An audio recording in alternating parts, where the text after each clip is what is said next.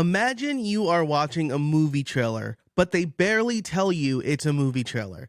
You're seeing these interesting scenes and actions and dialogue, and then the trailer just ends. They don't have the name of the trailer, they don't have when the movie's going to be in theaters, or how you can watch it.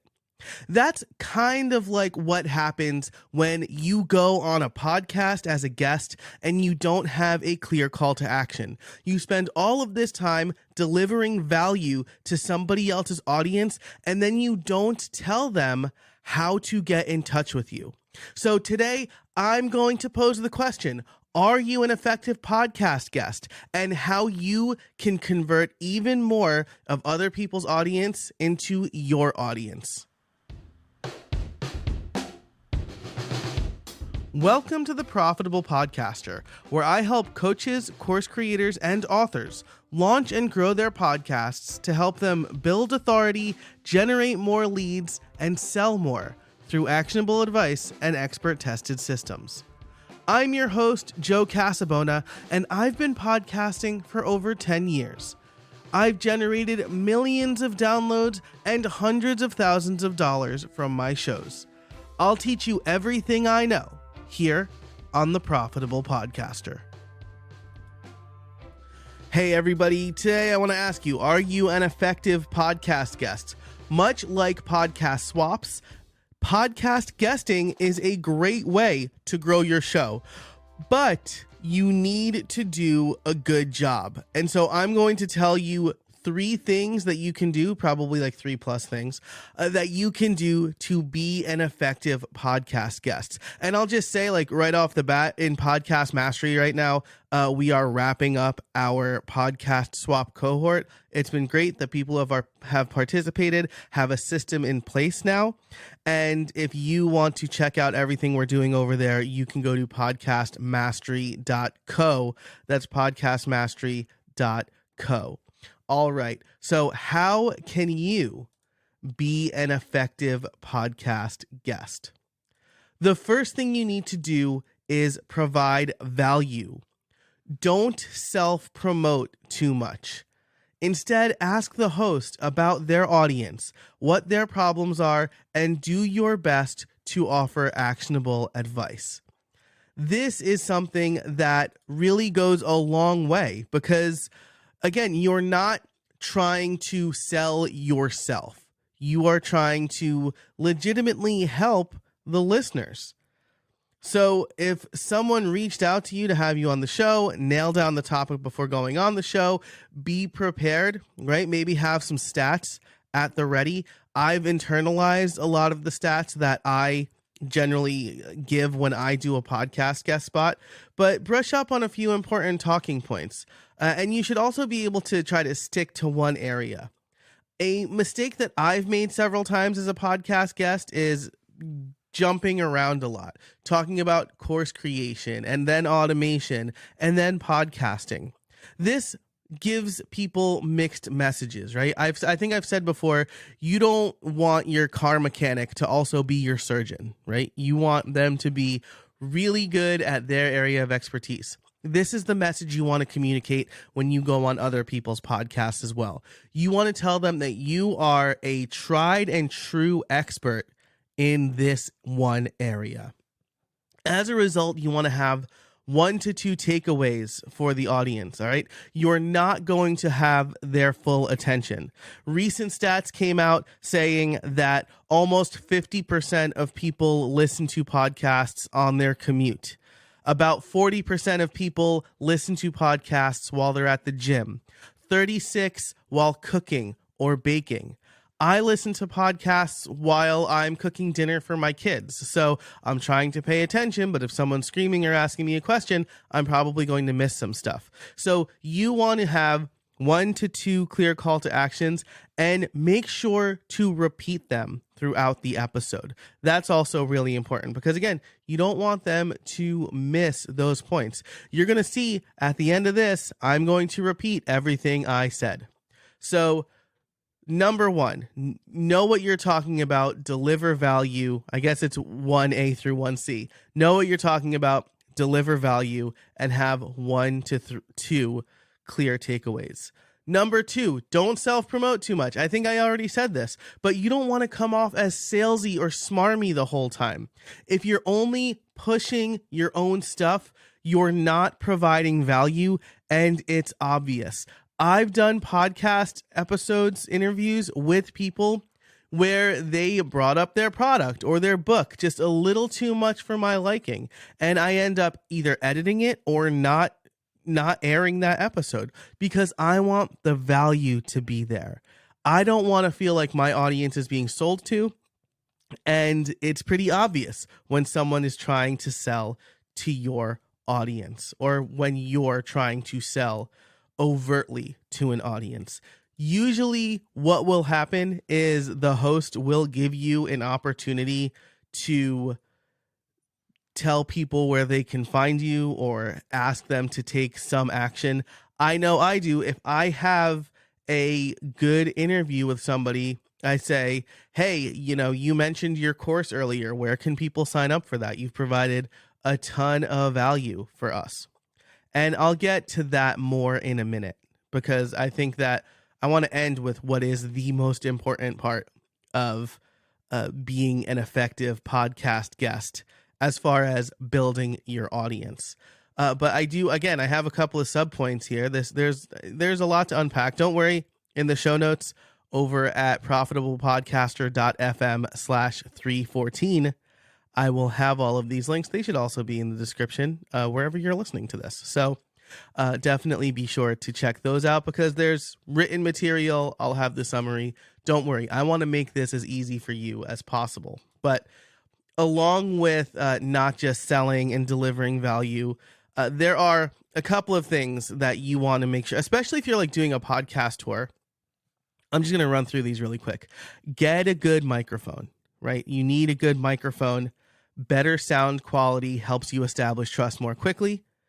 It's according to Norbert Schwartz, he's done a study on this, and it's because people aren't struggling to hear you, so they can focus on the actual things you're saying and not trying to understand what you're saying. Get headphones. I insist on headphones for my guests because there's going to be an echo and it's going to reduce the sound quality. Make sure you have headphones. Designate a quiet place to record. Again, you want to build your authority. You want to make it sound like you are prepared for this interview.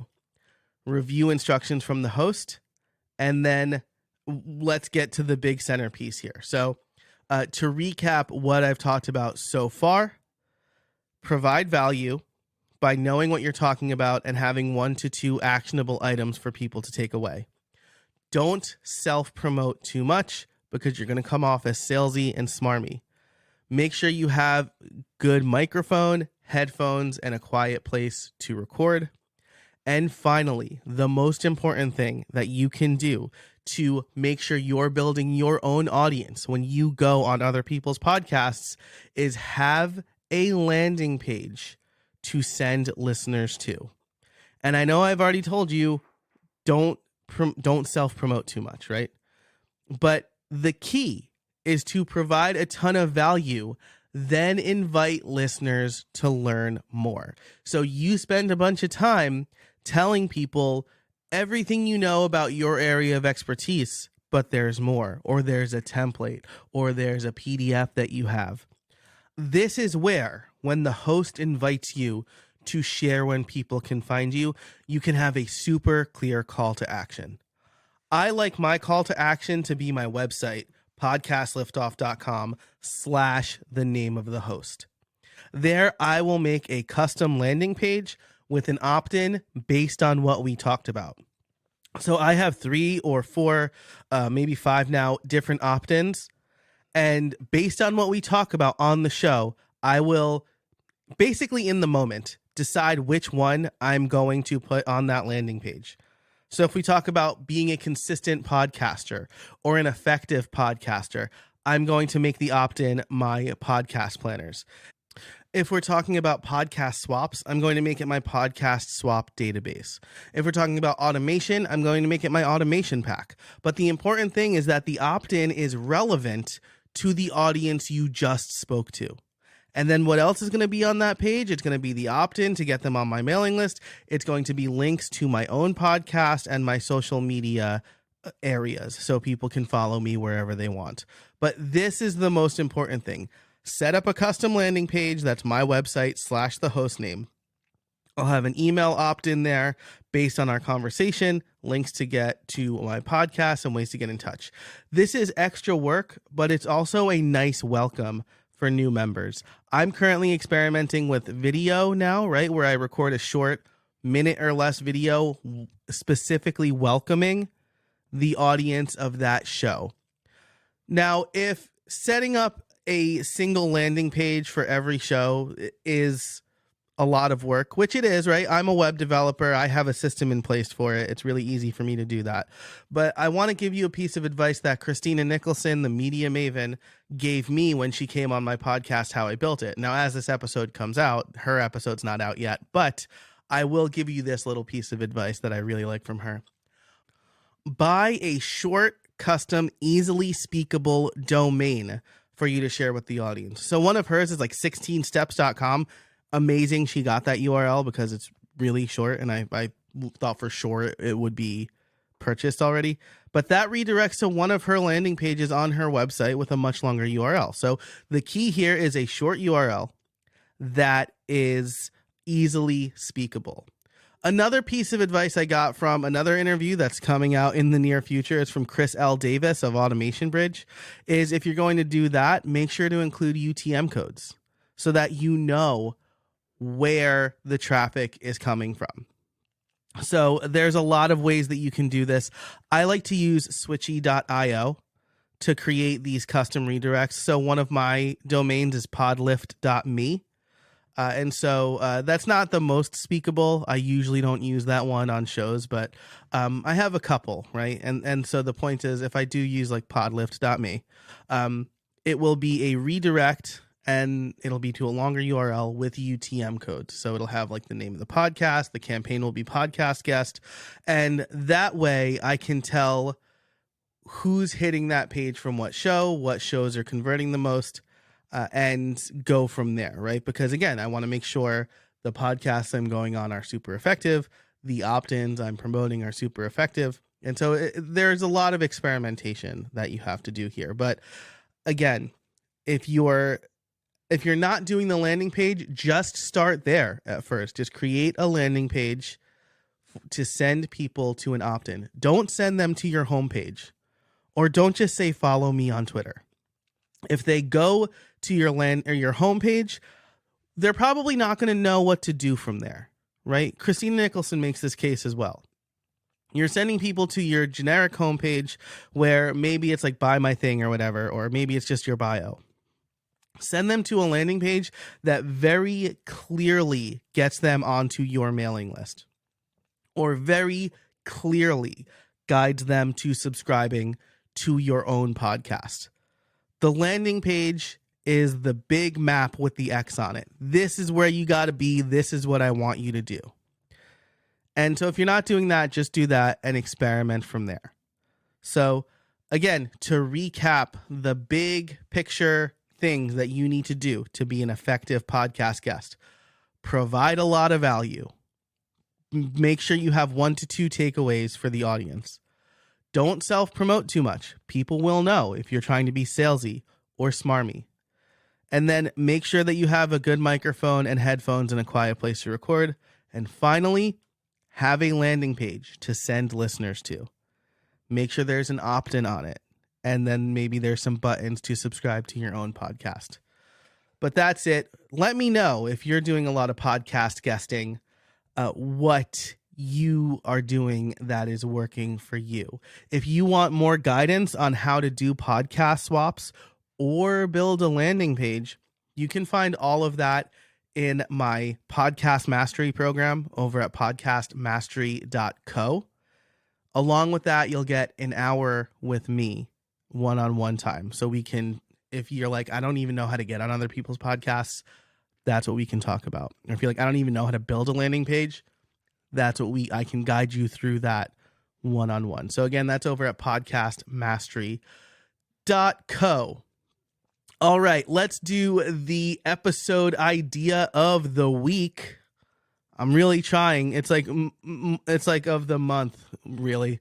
I'm trying to be more consistent about it, but podcast episode idea of the week, your process for networking, right? Whether or not you're going on podcasts or not, right? Or whether you're doing podcast swaps, surely you have a process for networking. And people within your niche, other professionals within your niche, or even potential clients might want want some insight into how you do it. And so go through your networking process. How do you find people to meet? How do you find events to go to? What are your follow-up steps? I know one of the things I like to do is take a picture of the business cards. They automatically get added to my notes app they pull the text from the email, and then a task gets created in my task manager to follow up with them about 3 days after the event. So what's your process for networking like? Share that with your audience. They'll love it. And it'll be really helpful for them and hopefully good content for you. But that's it for this episode of The Profitable Podcaster. I hope you liked it. For all the links and show notes, you can head over to profitablepodcaster.fm/314. Again, check out podcastmastery.co if you want even more in-depth step-by-step video tutorials, as well as some one-on-one time with me and live cohorts for how to become a profitable podcaster who uses their podcast to build authority and generate leads. Thanks so much for listening. And until next time, I can't wait to see what you make.